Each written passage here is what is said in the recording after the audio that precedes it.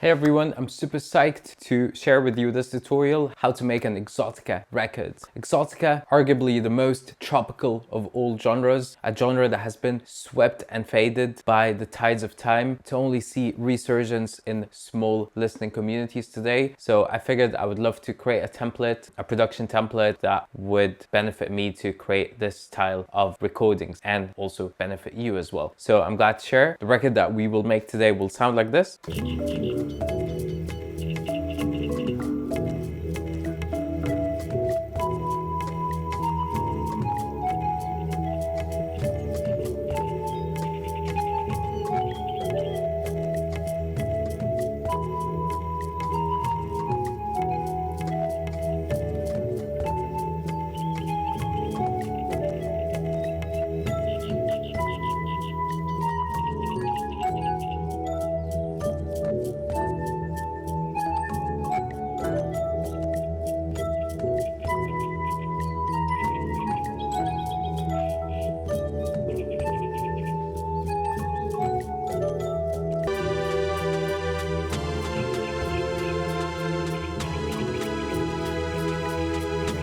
Alright, so that is a snippet. So now let's break it down. First things you need to make an exotica record, to make it clear. You need a bunch of hand percussion material. That can be congos, bongos, shakers, any type of world percussion. Second to that, you want to add mallets. This could be marimbas, vibraphones, mabiras, whatever you can get your hands on. This is the second layer of exotica. Third, you would want to score some of the most exotic field recording. Of course, you want to go with the field recording that matches the vibe that you want to go for, and make sure to place it correctly and to place it to the right subliminal volume intensity, or if you want to even bring it forward in some moments of impact, etc. So now we've got the core of an exotica record. We have the percussions, we have the mallet instruments, and we have the field recordings. Now what's left is to compose some memorable motifs with some organic, preferably acoustic lead, maybe a synth that has an acoustic or an organic vibe to it. Whatever it is, it needs to be able to evoke a natural type of replaying.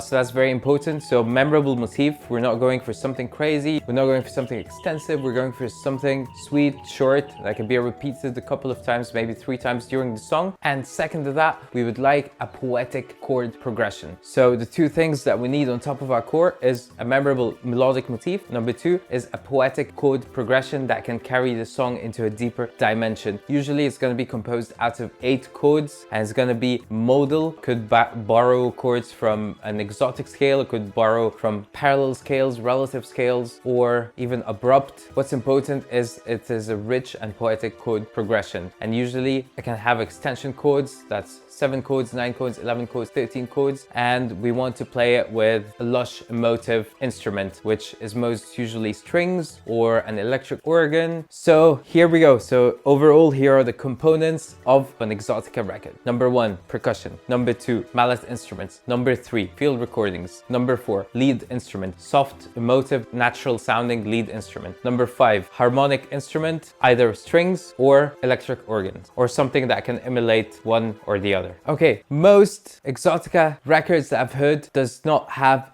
bass, but yet again I've stumbled upon a few, especially modern instances, that do include bass that is loopy, that is playing very softly and kind of locking in the vibe and groove with the percussions. In this instance, I play a bass actually. I played this bass on my guitar. It's a quick motif that I wrote.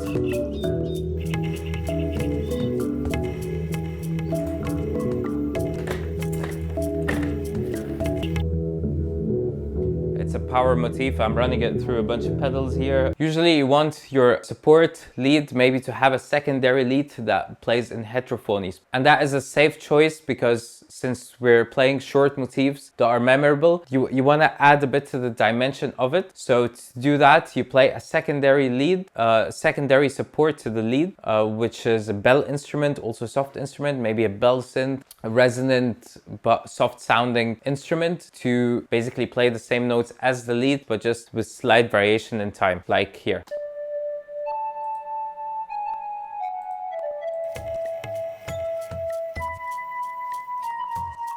I have these bells crystal bells playing to support the flute.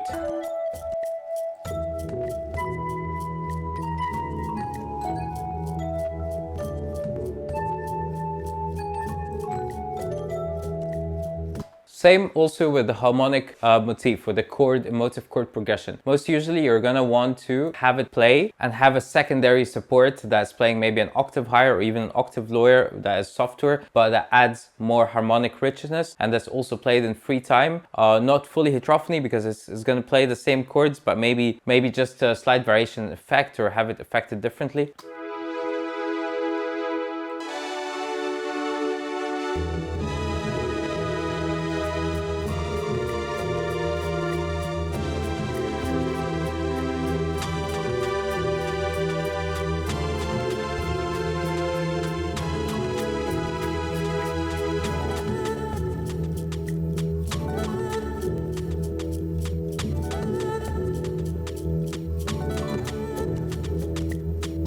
So as you can see, yeah, it adds more depth, it adds more dimension, and it's nice because if you're gonna repeat the same motif just a couple of times, so you want to play the secondary heterophony or the secondary support layer on the second repeat. So the first repeat, let it shine, let the audience take it in, and then add more chorus, add more dimension by stacking a different layer played by a different instrument to play exactly the same notes or chords. But make sure that choice of instrument is wise, and make sure to have the appropriate scheme of frequencies running, like don't mismatch or don't cause a lot of phase.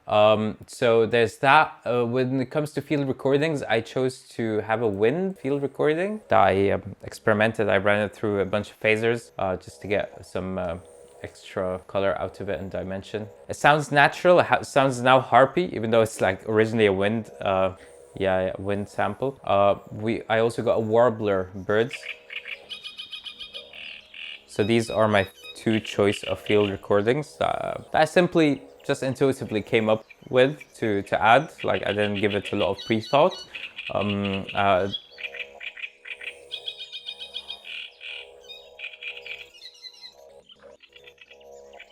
All right, now let's break down the percussions. The percussions, here's the tricky part. The percussions, you wanna make them feel like they're being played in real time. Like I was trying, for example, to simulate a shaker with MIDI. It was so hard. It was so hard I ended up recording my own shaker, of course, and I recommend if you have hand drums, if you've got your own percussion set, record that. That's going to be way better. If you don't, and if you're going to use MIDI, I suggest you use sliced sampled percussions that you slice yourself, because it retains that performative feel. So when you play it with a pad or something, so that when you play it with a pad, it still retains that live performative feel, as opposed to like clean and cut out samples that you get from sample packs that are pretty bland. Like they don't have that live color, and they're very hard to perform with, and you end up having to affect, and it ends up basically being a grid percussion. And in Exotica, you don't want that. You want all the instruments to feel like they're being played in real time. Literally every instrument on this session, with the exception of the field recordings, is played in real time, in free time. Of course in 4/4, sorry, but it's non-quantized, it's non-rigid, it's all performed. That's what I meant, and nothing is quantized. So with the percussions, it's also the same. I have a tabla. It sounds very quirky, but when you bring it all together, it sounds okay. I've got the main groove.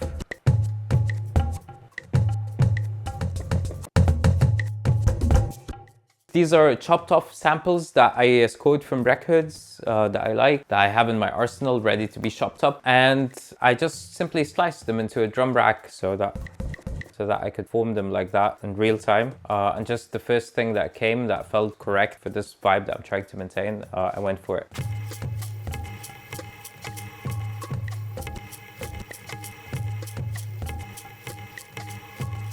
This is very jolly. So another thing, if you have like tuned percussion or tuned mallet instruments that you can play, this is a big add-on.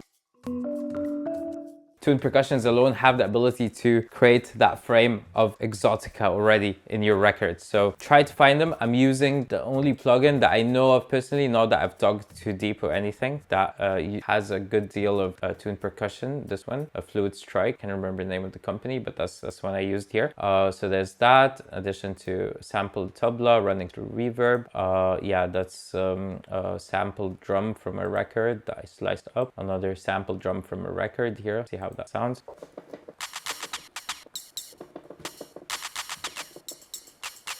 It's a bit of bird chirps there, a bit of crispy snacks of percussion. Yeah, see how it sounds all together. Yeah, I've got this one as well, which I really like. And you can see when I'm performing them, I'm playing them also off time, which is quite important as well, because yeah, you need to play in with your fade-ins, your fade-outs. If you're performing your MIDI, make sure that they have a live feel. Do not compromise by quantizing early on. Do not do that. If you need to quantize at some point, do it for certain elements, also only for certain chops of beats. Otherwise, I haven't heard exotica computer music, to be honest with you. I don't know if that's even a thing, so beware. So now we have these percussions. Let's try to play a fresh bass here.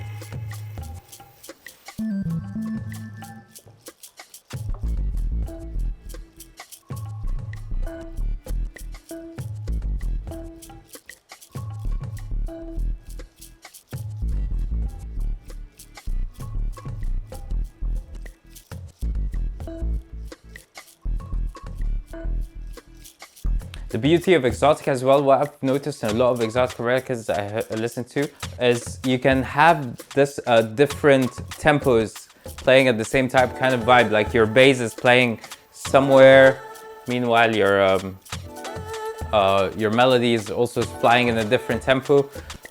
Your percussion is also playing in a different tempo. One important thing to note though is, in general, the tempos of exotica records that I found is between 97 up to 148, believe it or not. Nonetheless, many of these records fall in the bucket of 95 BPM to 106 BPM, aroundish, but you can fly with it anywhere as long as it maintains and it has within it the components that we already discussed and the elements and the philosophy of composition. Speaking of philosophy of composition, of course, it's very important to note that this is one of the genres that forces you to think as a film composer. It forces you to think as even a filmographer. You have to create a theatrical scene. You're also whimsical, you're not too serious. That is the nature of most exotica records. It's as theatrical as it could be. It's evocative of a dream landscape. It's trying to speak to a scene or an event that's going on, and the music is the framework of that imagination. So it's important to always keep that philosophy and frame of mind when you're composing an exotica record. Yeah, I've got this World Hits Wonder thing that I recorded a bunch of chops also from my little rack unit. A lot of these rack units from Roland, they have some really good loopable percussion stuff, like beatsy kind of stuff, but of course you can roll them off early and just have them kind of playing little snaps and shots. Incredible stuff. So I found these very helpful to get that exotica vibe. Okay, so we discussed pretty much everything for the specifics of this module. I'm just gonna rewrite the melodic motif.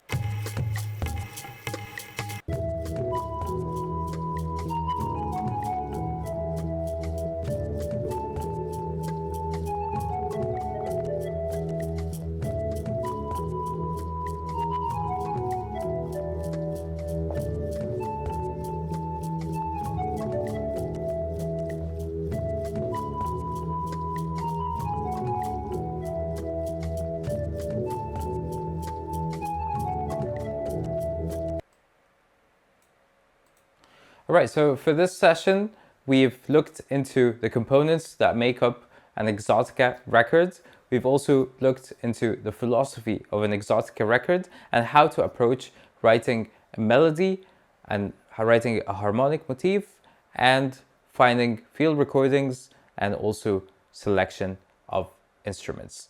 I hope this module sets the ground for you for making your first exotica record, and in the upcoming modules we're gonna look deeper into each of these compartments that make Exotica. See you soon.